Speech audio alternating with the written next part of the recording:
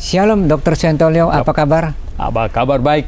Ya, Pak Gunadi. Saya ingin mendengarkan pencerahan tentang mengapa Alkitab kita terdiri dari Perjanjian Lama 39 dan Perjanjian Baru 27. Waktu dan tempat kami, persilakan Dr. Suentolio. Oke, Pak Gunadi dan Bapak Ibu semua yang di rumah, banyak orang Kristen memang bertanya ya, mengapa Alkitab kita Perjanjian Lama 39 kitab dan Perjanjian Baru 27. Mengapa tidak 26? Mengapa tidak 28?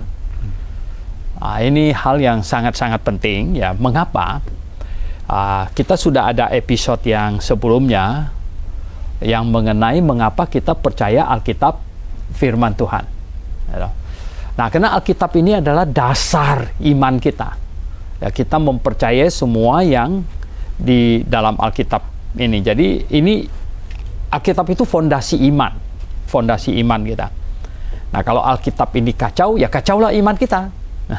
Kalau Alkitab ini tidak bisa dipercaya, iman kita menjadi iman yang tidak solid gitu, ya, tidak bisa dipertanggungjawabkan. Oleh sebab itu, Alkitab ini super penting.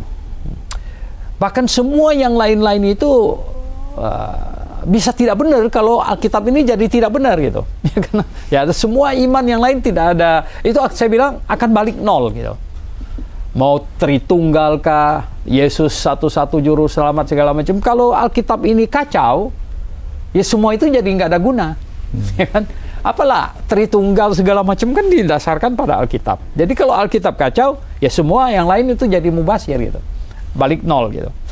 Nah, oleh sebab itu betapa pentingnya kita mengenal Alkitab ini yang di tangan kita ini ya. Nah, kalau Bapak Ibu mau tahu apa alasannya kita mempercayai Alkitab kita dan firman Tuhan, itu ada episode sebelumnya ya. Tetapi hari ini kita mau bicara mengapa Perjanjian Lama 39 kitab. Mengapa ada banyak kitab yang lain, kitab Targum lah, yang macam-macam, ada katanya Henok, ada kitab Henok lah dan lain-lain, tidak masuk. Mengapa tidak bisa masuk jadi firman Tuhan? Dan ada apokripa. Kita juga tidak terima apokripa sebagai firman Tuhan. Nah, sekurang-kurangnya ada 3 alasan. Mengapa 39 kitab ini firman Tuhan. Ini PL dulu. Alasan yang pertama itu adalah sesuai dengan tradisi Yahudi.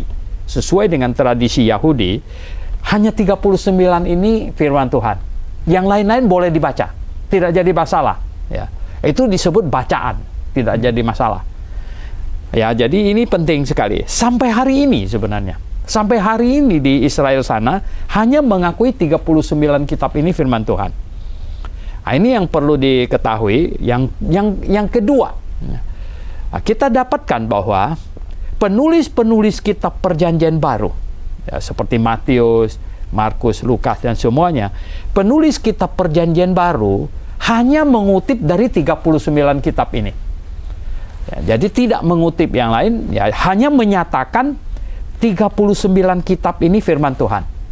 Jadi mereka tidak menyatakan apokripa firman Tuhan, tidak menyatakan kitab Talmud firman Tuhan, tidak. Ya, mereka hanya menyatakan 39 kitab ini firman Tuhan. Nah, ini sangat penting.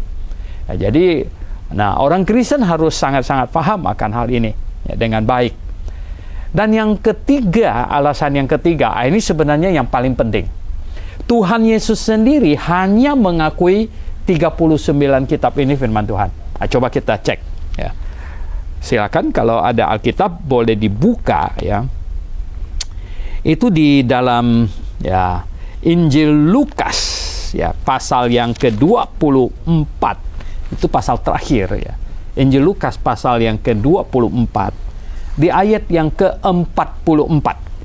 Nah, Injil Lukas 24 ayat yang ke-44 berbunyi demikian. Ia berkata kepada mereka, inilah perkataanku yang telah kukatakan kepadamu ketika aku masih bersama-sama dengan kamu, yakni bahwa harus digenapi semua yang ada tertulis tentang aku, katanya. Jadi Tuhan Yesus kasih tahu muridnya, harus digenapi semua yang tertulis tentang dia di dalam kitab Taurat Musa. Satu, kitab Taurat Musa. Kemudian yang kedua katanya, kitab nabi-nabi. Dan yang ketiga katanya, kitab Mazmur. Jadi 3 kelompok kitab ini saja Tuhan Yesus akui sebagai firman-Nya. Kitab Taurat Musa itu 5 kitab pertama. Kejadian sampai Ulangan. Kemudian dia bilang, kitab nabi-nabi. Ini ada 19 kitab nabi-nabi. Kemudian dia tambahkan kitab Mazmur, sebenarnya Ketubim. Dalam kitab Ketubim itu, kitab Mazmur paling atas. Maka disebut kitab Mazmur juga. Itu 12 kitab. Jadi totalnya 39 kitab ini. Nah, inilah yang Tuhan Yesus sebut akan digenapi menulis tentang dia dalam 39 kitab ini. Dan inilah alasannya ya, kita, kelompok Kristen yang kita sebut Alkitabiah, tidak bisa terima masuk kitab Apokripa, yang ada gereja yang menaruhnya di antara Matius dan kitab Wahyu, antara Matius dan kitab Maleaki ya. Jadi di antara di sini mereka selipkan kitab Apokripa. Ya, ada 12 kitab ya, yaitu kitab Makabe, Yudit, Tobit ya, dan lain sebagainya. Nah, kita tidak bisa terima itu sebagai firman Tuhan. Yang dibaca tentu tidak salah, tetapi itu bukan firman Tuhan. Nah, jadi Bapak Ibu yang saya kasih dalam Tuhan Yesus Kristus, ini sangat penting ya. Supaya orang Kristen harus tahu yang mana firman Tuhan, yang mana cuma bacaan ya, tidak jadi masalah gitu. Nah, ini harus sangat jelas.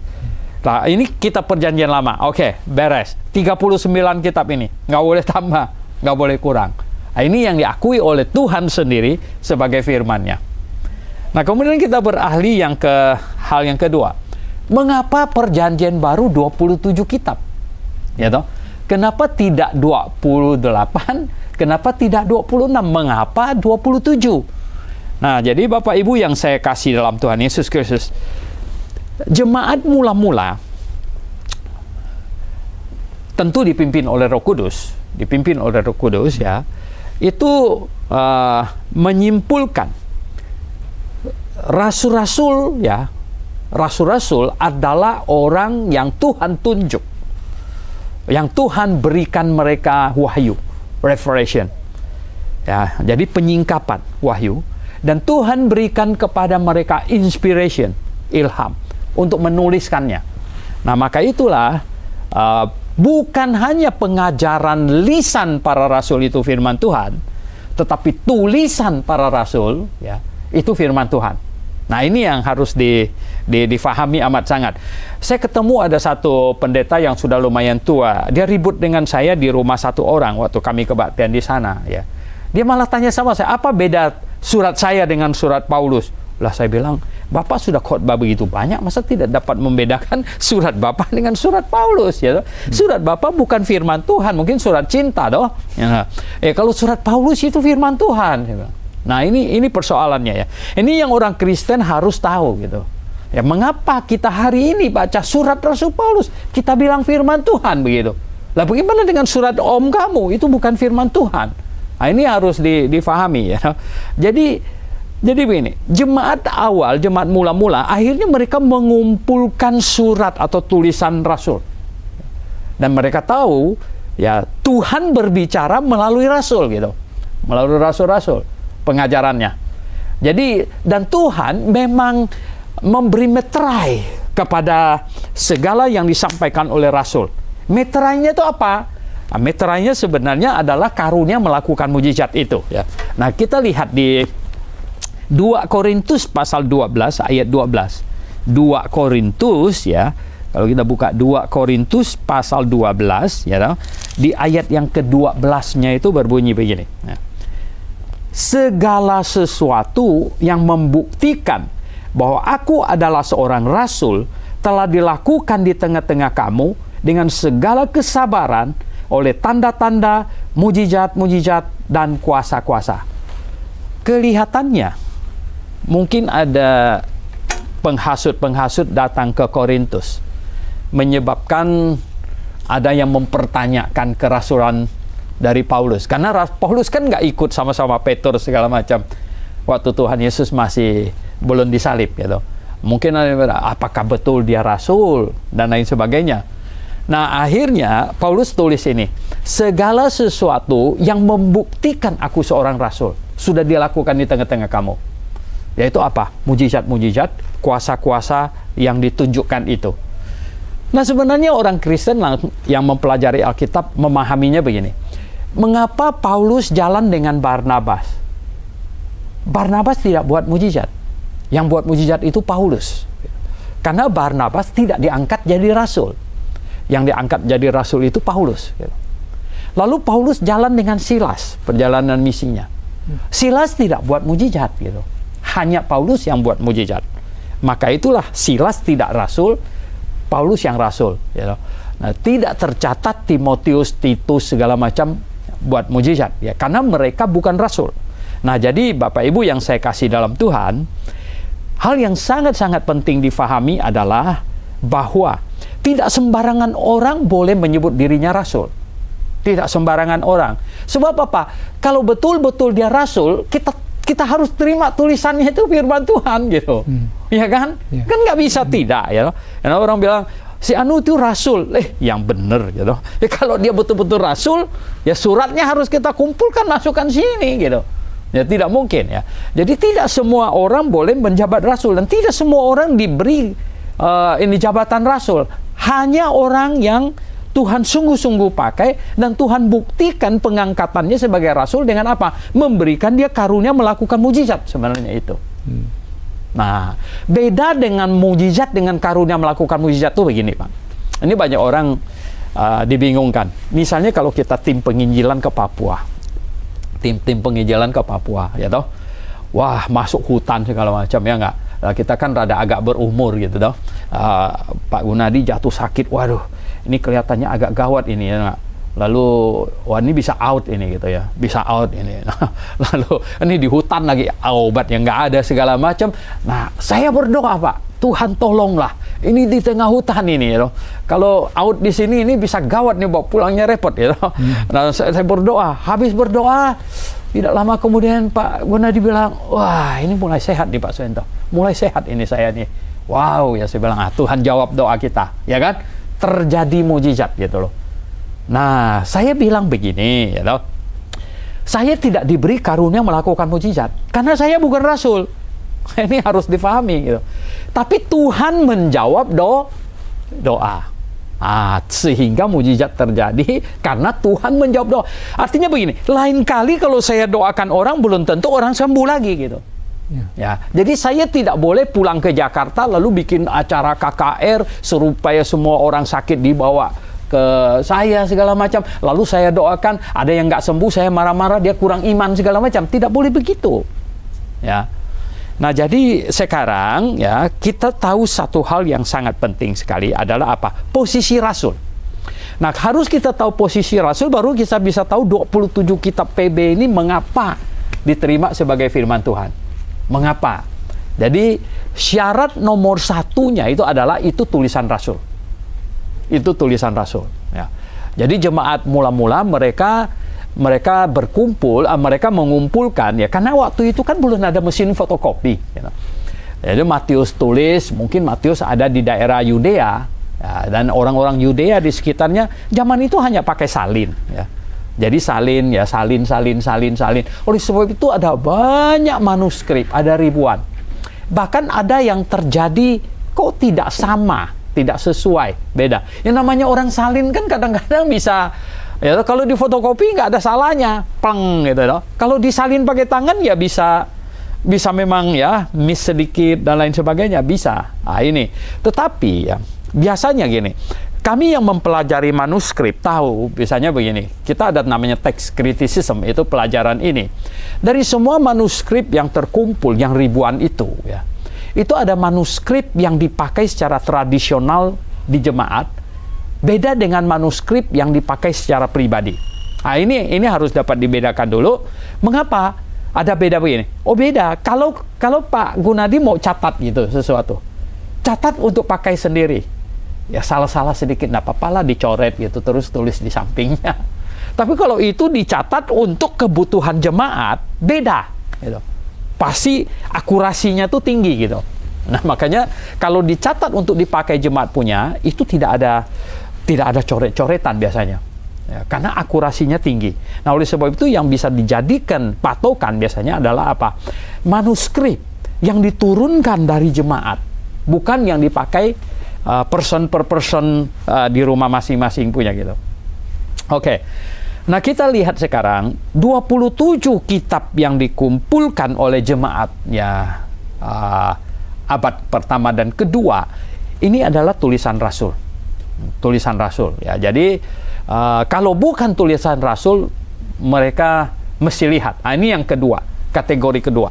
Jadi gini, nomor 1 tulisan rasul ya. Nomor 2 itu di-backup oleh rasul. Di-backup oleh rasul itu begini, seperti ada 2 Injil bukan menyandang nama rasul, yaitu Injil Markus dan Injil Lukas. Mengapa bisa masuk? Ya, kan ini bukan tulisan rasul, ya toh. Diselidiki, ternyata Injil Markus itu sebenarnya semua informasi yang Markus tuliskan ini dari Petrus. Hampir Injil Markus ini disebut Injil Petrus. Ya. Jadi ini informasinya dari Petrus. Oleh sebab itu, kalau Bapak Ibu baca ya, kalau kita baca Injil Matius ya, itu ada ini unsur pribadi seorang akunting di dalamnya. Karena makanya sangat rapi soal angka-angka, semuanya dia sangat rapi di Injil Matius. Ya. Mengapa? Karena Matius ini pemungut cukai. Pemungut cukai kan banyak ini ya, tulis menulis. Makanya dia angka-angka di Injil Matius paling strict dia. Nah, sedangkan Injil Markus ini ditulis atas tuturannya Petrus. Petrus itu kocak orangnya. Ya toh, ya Tuhan Yesus cuci kaki satu-satu aja dia bilang apa? Jangan cuci kaki saya. Ya kan dia logika manusianya kan berpikir ini guru ya toh. Loh, kok cuci kaki kita nih bagaimana? Kan kalian nggak protes yang lain ya toh. Mestinya Petrus tuh maunya tuh semuanya protes gitu. Kita yang cuci kakinya, bukan dia cuci kaki kita gitu kan. Makanya Petrus bilang jangan cuci kaki saya. Gitu. Kemudian Tuhan Yesus bilang apa? Kalau yang tidak cuci kakinya, dia tidak ada bagian di dalam saya. Wah, dia mulai khawatir ini. Ada gawat nih kalau gitu ya toh. Makanya dia apa? Ya udah cuci aja kaki saya sekaligus kepalanya. Waduh, ini orang nih kocak sekali dia. Tuhan Yesus bilang yang sudah mandi nggak usah cuci kepala lagi gitu ya. Cukup cuci kaki saja. Nah, ini semuanya ya sifat-sifat Petrus itu ada di dalam Injil Markus. Nah, karena Markus rupanya cuma tulis gitu. Informasinya semuanya dari Petrus. Nah, lalu Lukas ya. Kenapa Injil Lukas ya toh? Lukas bukan rasul. Kalau kita buka Injil Lukas ya, nah ini. Kalau kita buka Injil Lukas, katanya gini. Ayat 1 saya baca. Sebenarnya ini ditulis kepada seorang yang bernama Theophilus. Pada waktu dituliskan Injil Lukas kepadanya, Theophilus ini belum percaya Tuhan. Kisah Para Rasul itu surat kedua. Di Injil Lukas panggilnya Theophilus yang mulia. Kelihatan ini orang yang sangat terhormat. Sedangkan di Kisah Para Rasul sapanya sudah berbeda karena sudah di dalam Tuhan, jadi saudara. Panggilnya, "Hai Theophilus," katanya, gitu ya. Nah, di sini di Injil Lukas Theophilus yang mulia. Banyak orang telah berusaha menyusun suatu berita tentang peristiwa-peristiwa yang telah terjadi di antara kita. Maksudnya peristiwa yang terjadi Tuhan Yesus ya, seperti yang disampaikan kepada kita oleh mereka yang dari semula adalah saksi mata dan pelayan firman. Siapa yang dia maksud? Yang dari semula adalah saksi mata, adalah para rasul. Ya, jadi para rasul maksudnya. Nah, karena itu setelah aku menyelidiki segala peristiwa itu dengan seksama, dari asal mulanya, aku mengambil keputusan untuk membukukannya dengan teratur bagimu. Jadi, Injil Lukas ini adalah kerja wartawan sebenarnya. Informasinya itu adalah semua rasul, para rasul. Nah, itulah sebabnya Injil Lukas diterima. Masih ada 2 surat sebenarnya yang bukan nama rasul ya, bukan nama rasul, yaitu apa? Surat Yakobus dan surat Yudas. Ini bukan Yakobus rasul ini. Ini Yakobus saudaranya Tuhan Yesus. Jadi satu kandungan ibu ya. Ini anak benar-benar anak Yusuf. Benar-benar anak Yusuf. Jadi Yudas sama Yakobus. Banyak orang mempertanyakan mengapa 2 surat ini masuk dalam kanon 27 kitab kita. Mengapa bisa diterima? Sebenarnya jawabannya adalah bahwa 2 surat ini beredar sangat awal. Ya, artinya begini, semua rasul masih hidup. Ini sudah beredar dan mereka tidak menyatakan bahwa ini salah, ini menolak. Jadi kalau rasul saja sudah menerima, maka jemaat harus menerima itu. Nah, akhirnya terkumpullah 27 kitab ini ya. Sampai kitab Wahyu. Kitab Wahyu itu adalah kitab yang ditulis oleh rasul terakhir, Rasul Yohanes. Nah, jadi Bapak Ibu Saudara sekalian ya, yang menonton ini, setelah kitab Wahyu ditulis, rasul terakhir, Rasul Yohanes mati, tidak ada lagi tambahan, tidak boleh ada tambahan lagi. Makanya 27 kitab inilah segel habis itu. Nah, dengan demikian kita mesti tahu bahwa begini, 39 kitab perjanjian lama ya, 27 kitab perjanjian baru final, tidak boleh ada penambahan lagi ya. Siapapun kemudian berkata dia dapat wahyu, tulis kitab apa, sebenarnya begini, di abad-abad kemudian muncul lagi banyak kitab yang lain. Ada sekitar 20 Injil sebenarnya yang muncul ya toh. Ada yang namanya Injil Petrus ya toh. Yang lebih terkenal tuh Injil Barnabas. Injil Barnabas, Injil Thomas, banyak. Tapi semuanya tidak bisa diterima. Alasannya apa? Alasannya karena barang-barang itu muncul setelah tidak ada rasul yang bisa memastikan bahwa itu benar. Sekarang sekarang baru ditemukan misalnya Injil Petrus gitu. Kenapa pula? Siapa bisa pasti itu Petrus yang tulis? Atau Petrus-Petrusan gitu. Nggak bisa ya.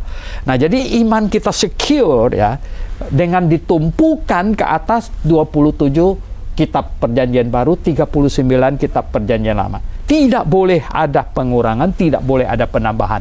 Inilah yang disebut dengan kanon tertutup gitu. Nah, ini orang Kristen harus sangat mengerti ini. Kalau tidak ya, kalau fondasi saja tidak beres, mau bagaimana iman kita dibangun di atasnya? Fondasinya saja kacau misalnya gitu. Ya kalau orang bangun rumah fondasinya kacau, ya jangan bangun tinggi-tinggi, ini tanggung roboh punya gitu. Pasti roboh punya. Nah, kira-kira begitu, Pak. Oke, silakan kalau ada mungkin ya pertanyaan. Jadi iman yang bisa dipercaya artinya iman yang benar itu iman yang menurut standar Alkitab ya. Betul. Jadi keluar dari Alkitab ini iman yang salah gitu ya. Betul. Ya.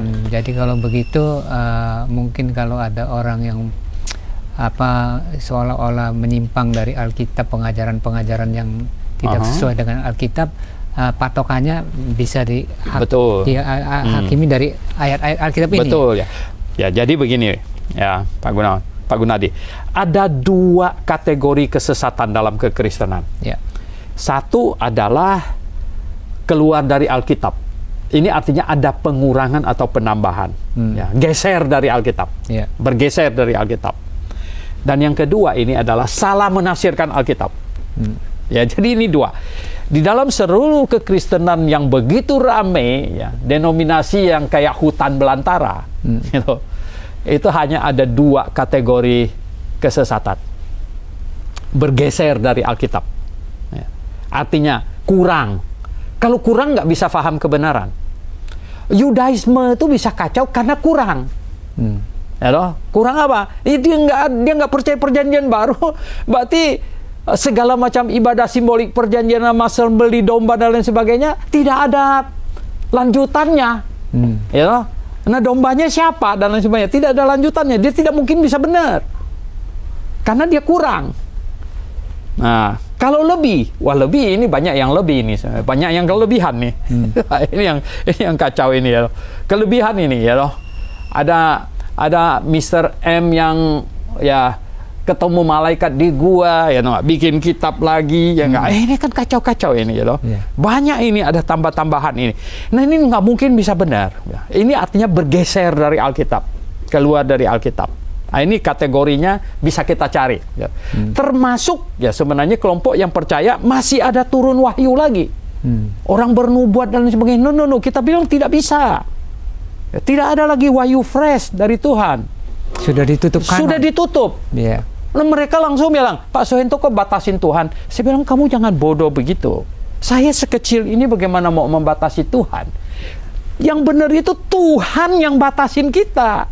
Dengan ini dia batasin kita supaya kita jangan keluar dari sini. Gitu. Kalau kita keluar dari sini kita gawat. Iman kita pasti salah. Tidak mungkin bisa benar. Nah, yang kedua, kategori kesesatan yang kedua adalah apa? Salah menafsirkan Alkitab. Mengapa bisa salah menafsirkan Alkitab? Nah, ini mengapa bisa salah menafsirkan Alkitab adalah karena apa? Terlalu menekankan sebagian ayat dan mengabaikan ayat-ayat lain. Nah, ini akan menyebabkan kesimpulan yang tidak harmonis. Ya, tidak harmonis. Padahal kesimpulan itu harus harmonis. Harus komprehensif. Betul, komprehensif, harmonis. Tidak boleh ada saling bertentangan. Tidak boleh ada satu ayat Alkitab yang ketinggalan dipertimbangkan. Semuanya harus masuk dalam pertimbangan. Baru ambil kesimpulan yang utuh, benar, komprehensif. Ya. Benar, begitu. Ah, ini. Jadi dua ini. Nah, bagaimana kita makanya start awalnya kan adalah apa? Alkitab ini satu-satunya firman Tuhan. Tidak boleh keluar. Nah, ada gereja yang tambah apa? Tradisi katanya. Pak Soeharto tradisi harus bilang. Oh, saya bilang, ini kan tradisi Rasul. Dia bilang, ini kan tradisi Rasul. Saya bilang, justru tulisan Rasul ini adalah pengajaran yang dari Rasul. Sedangkan tradisi yang dituturkan secara lisan, dia bilang, di mana ada jaminan bahwa itu bisa benar gitu, tidak bergeser setelah 2000-an tahun. Nggak usah jauh-jauh kok. Kita 30 orang biasanya kita main kalau acara camping ya. Saya bisikin Pak Gunadi, ada ular di pagar melingkar-lingkar di sana ya. Bisikan lagi 30 orang sampai di ujung ularnya jadi apa? Nggak bisa ya. Justru kalau tradisi lisan dia masuk, iblis masuk lewat tradisi itu gitu, untuk mengacaukan. Nah, Tuhan tidak mau. Ini firman tertulis ini sudah ini ya. Artinya begini, semuanya harus berpatokan ke sini. Ya. Ada satu pertanyaan lagi, Pak. Ada orang yang mengajarkan predestinasi, ya, seolah-olah Adam ini Tuhan yang membuat kesalahan.